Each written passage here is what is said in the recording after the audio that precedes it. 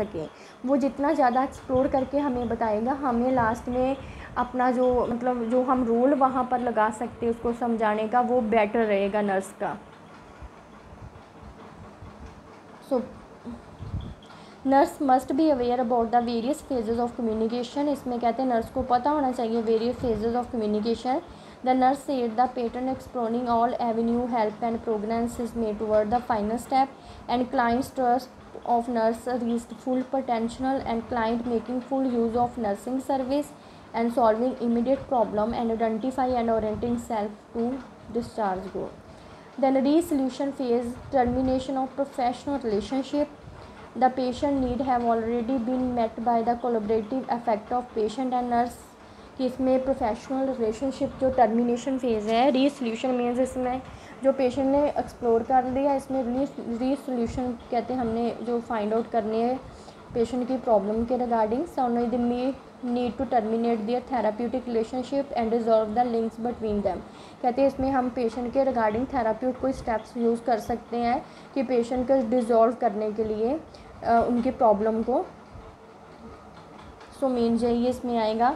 Then देखो client met needs, mutual termination of relationship, sense of security is form, patient is less related और nurse increase self reliance to deal with on problem.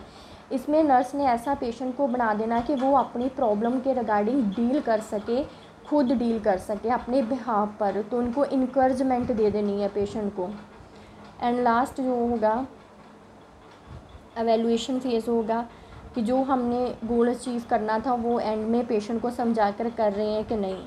तो assessment, orientation, nursing diagnose, identification, implementation, exploitation, evaluation and resolution के बाद evaluation को लेंगे। So इसमें अगर according to हम nursing process चले तो assessment, nursing diagnose, implementation and evaluation आ गया। अगर हम फेज़ के अकॉर्डिंग चले तो फर्स्ट फेज़ जो है ओरिएंटेशन है, सेकंड आइडेंटिफिकेशन है, लास्ट एक्सप्लोइटेशन एंड रीसोल्यूशन है।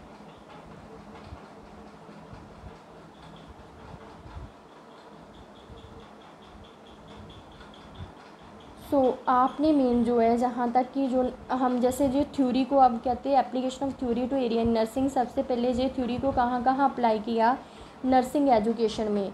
सो as an impact of the psychiatric nursing specially in the baccalaureate programme in nursing teaching care of client with maladaptive pattern of behaviour composed of 72 hours lecture and 102 hours के according कहते हैं हमने जो है इसको एक इस थ्योरी के रिगार्डिंग हमने इनको साइकेट्रिक नर्सिंग में यूज़ किया हुआ है। सो जहाँ जहाँ जीएफ थ्योरी अप्लाई की हुई है। सो नेक्स्ट प्रैक्टिस के बेस पर है focus in the interpersonal and therapeutic relationship that develop between the nurse and client. आपने ये सारा नहीं लिखना, मेन चीज़ें इसमें लिखनी है कि कहाँ कहाँ हम ये जो नर्सिंग की थ्योरी को अप्लाइड करते हैं।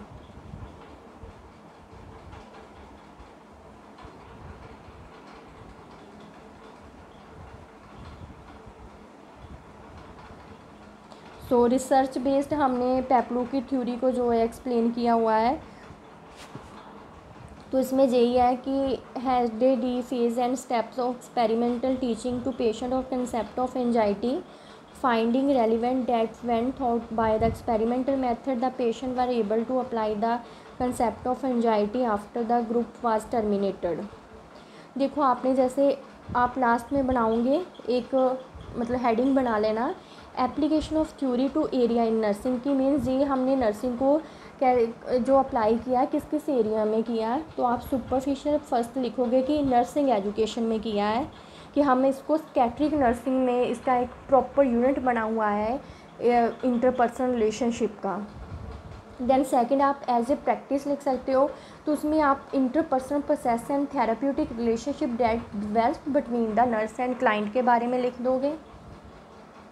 Then application of theory next जो हमने अप्लाई किया वो research based on Peplau theory को किया हुआ है, कि हमने अपनी रिसर्च के बेस पर भी हम रिसर्च तभी करेंगे अगर हमारा सैंपल के साथ जिस पर हम रिसर्च कर रहे हैं लाइक वो पेशेंट है, चाहे वो इंडिविजुअल है, चाहे वो पर्सन है, वो मैन है, अगर कहते हैं उनके साथ हमारा इंटरपर्सनल रिलेशनशिप गुड होगा, इसीलिए हम थ्योरी को रिसर्च में भी अप्लाई करते हैं।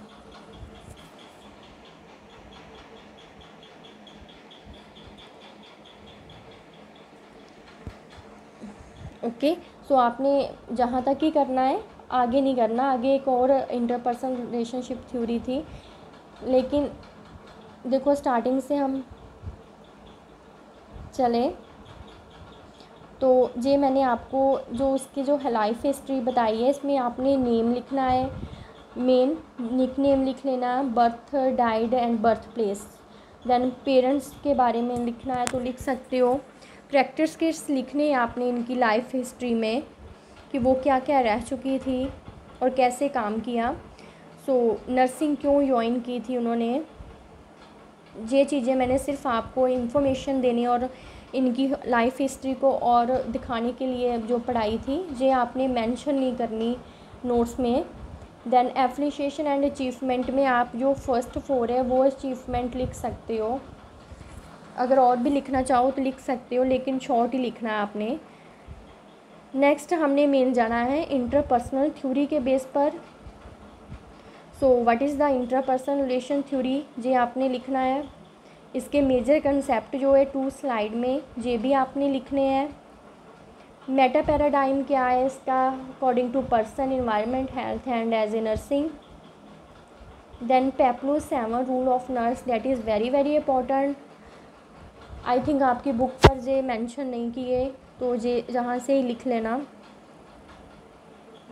वो कैसे काम करती है, as a stranger, as a teacher, resource person, counsellor, surrogate, leader and technical expert. Additional role आप लिख सकते हो, as a consultant, health teacher, tutor, socialising agent, safety agent, manager of environment, mediator, administrator, recorder, observer and researcher. Then there are आपने इनके 4 phase जो है वो भी अपनी थ्योरी में मेंशन करने हैं नोट्स में। ओरिएंटेशन, आइडेंटिफिकेशन, एक्सप्लोरेशन और रिसोल्यूशन। तो इसमें ओरिएंटेशन के आप 3-4 पॉइंट लिख सकते हो जो आपको समझ लग रही है। देन ये वाला चीज़ बना लेना एक आप। देन आइडेंटिफिकेशन फेज़ के भी सेम ही 2-3 पॉइंट लिखने हैं, एक्सप्लोरेशन के भी ऐसे ही, देन रिसोल्यूशन के भी 2-3 पॉइंट लिखने हैं। नेक्स्ट था ये थ्योरी हमने कहाँ कहाँ अप्लाई की है, किस किस एरिया में अप्लाइड किया है। Nursing education, practice, research based. Okay,